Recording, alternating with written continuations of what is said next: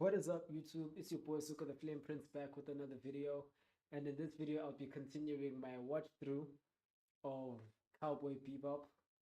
And in this video, I'll be reacting to the second episode. Previously, we were introduced to our protagonist Spike, and we basically got a glimpse into like the daily life of a space cowboy, of a space bounty hunter.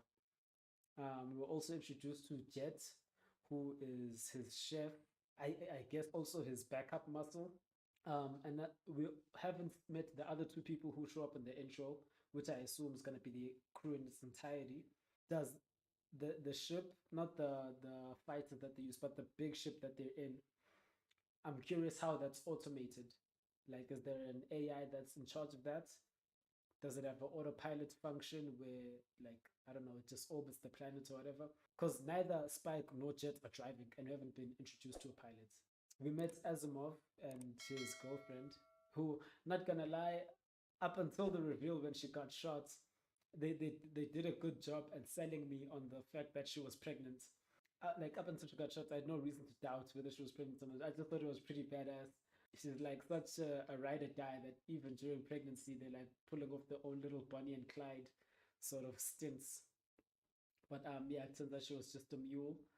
I don't know if there was like a sack where they put those vials in, because whatever it was still gave her a fairly round belly, and you couldn't see like the impressions of the vials in her belly. It was a very interesting episode.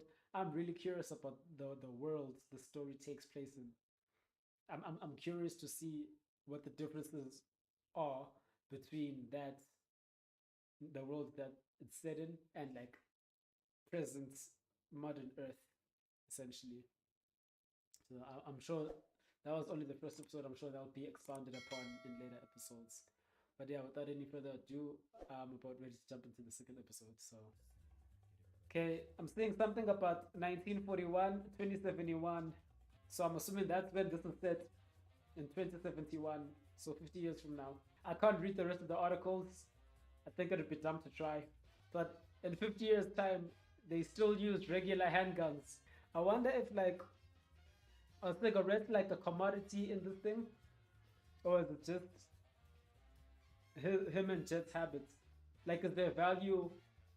I don't know. Like in prison, is there value in having cigarettes in this future?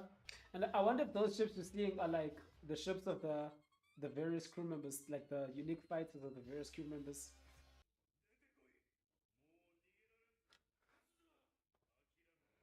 Oh, it's Bushido Brown. Oh, Abdul Hakim. I don't know the origin of the Bushido Brown, like black martial artist stereotype, or like I don't know the actual figure it's based on, but I can already tell that's who this guy is gonna be. Like tall, lanky guy with the afro, can probably kick ass. Probably gonna have to fight Spike in this episode. 300,000.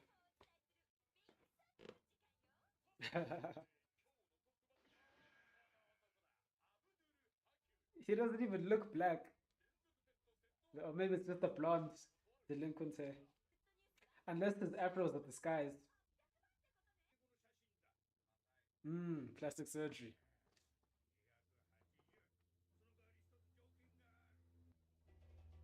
Okay, that's the client. Okay. There's a, I'm assuming this is a Mars colony, just because of the surrounding barren wasteland. There's 300,000 bounty hunters in the solar system. And I'm guessing we in Martian Hong Kong.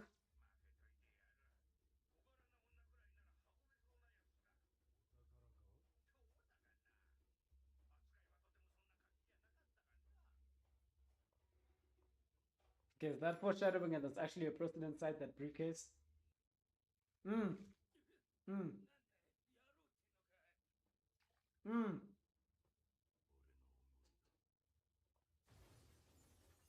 Yeah, this guy's a giant. I couldn't actually tell from the mobsters in the bathroom. But I mean, again, that's the character of the tall black martial artist.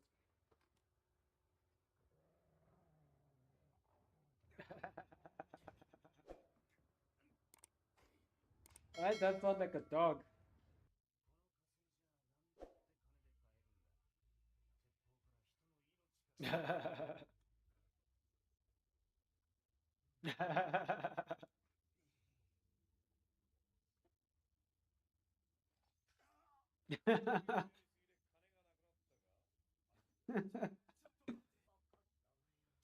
Unless there's like plastic surgery that can change your height, I feel like people should know how big Hakim is.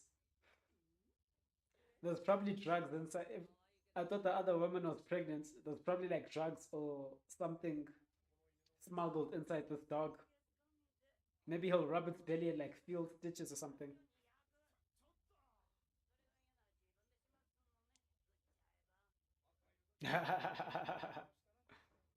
Is that racist? That being like a fictional China on Mars and they saying eat the dog? I'm not sure.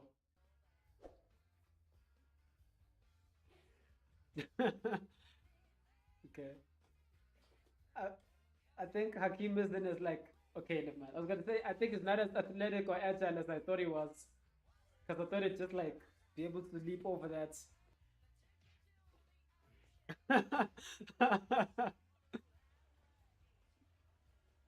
Why isn't the dog still running?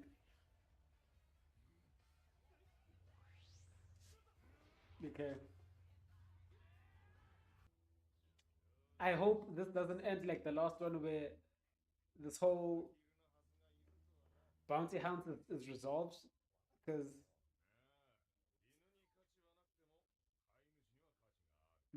okay.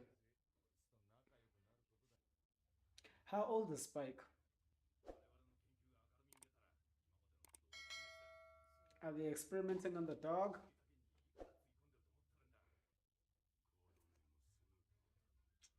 Snoop on an episode about dogs. See what you did there. And seeing how those kids react to the fighter, even though it's old and beat up as it is, I'm guessing that being a bounty hunter is cool, one, and that is it's rare. And maybe there's perks that come with it, like a license to be able to pilot like fighters and stuff.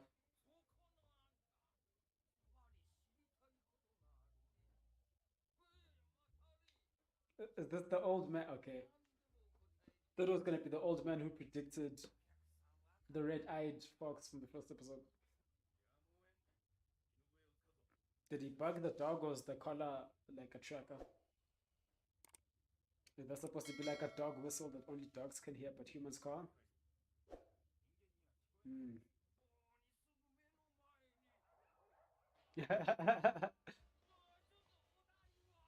Good. I wonder if these seers, these oracles, whether it's the shaman from the first episode or now this vendor, I wonder if it'll be like a recurring thing where there's someone who predicts something about a character, or if that's just a two for two coincidence. You see, why does okay? I'm assuming that can probably fly. Why does it have wheels? Why do they have roads on Mars? Or is it like a hybrid vehicle that can then take off?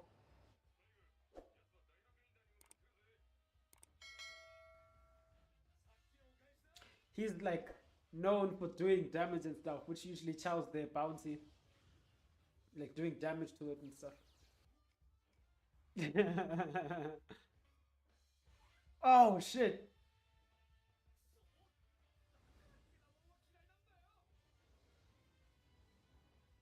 There's no way you catch it. No ways. No way.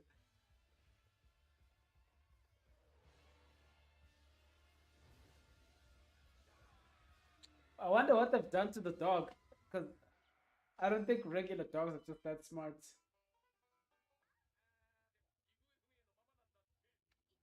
Is it gonna be Spike and the gang's mascot animal, like pet? Yep, a new member of the family.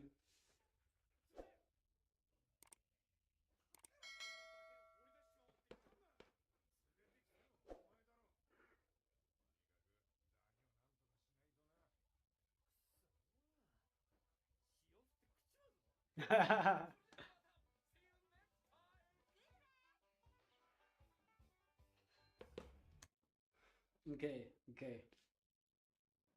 Only 2 episodes in, but I don't like how these um bounty hunts are resolving. It's the way they end, it's almost as if 20 minutes isn't enough time for them to finish the story they're trying to tell. But it feels as though it builds like we get introduced to the target, the threats, whatever, and then they do a little bit of like setting the ground for whatever the bounty hunt is. Spike goes for it.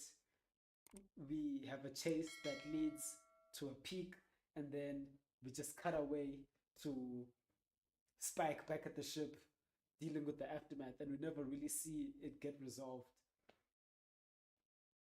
So I don't know. At least with this one, Abdul, unlike Asimov and his partner, is still alive. So I don't know if this is gonna be building towards at some point.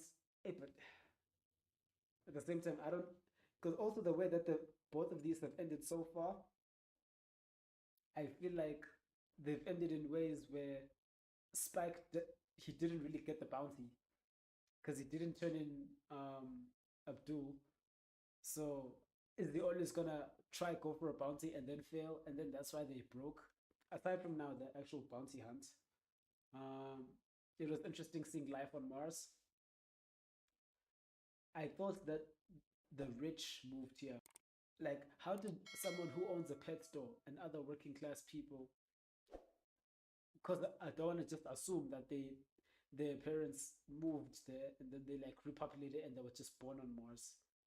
If it's 2071, that's like, yeah, that's like 70 years. That's like 2 generations. So I don't think you can be the descendant of a billionaire and in 2 generations own a pet store. So did other people, was there like a lottery? Could you buy a ticket to go to Mars once the rich people like set it up? I'm curious about that because it seemed like there's still very much the rich and poor there as well. I thought that divide would have been like planetary, where the rich, the elites, and like lavish life is on Mars, and then all the disgruntled people um, would basically be on Earth. It'll be interesting to see how the world building, how much more world building they do.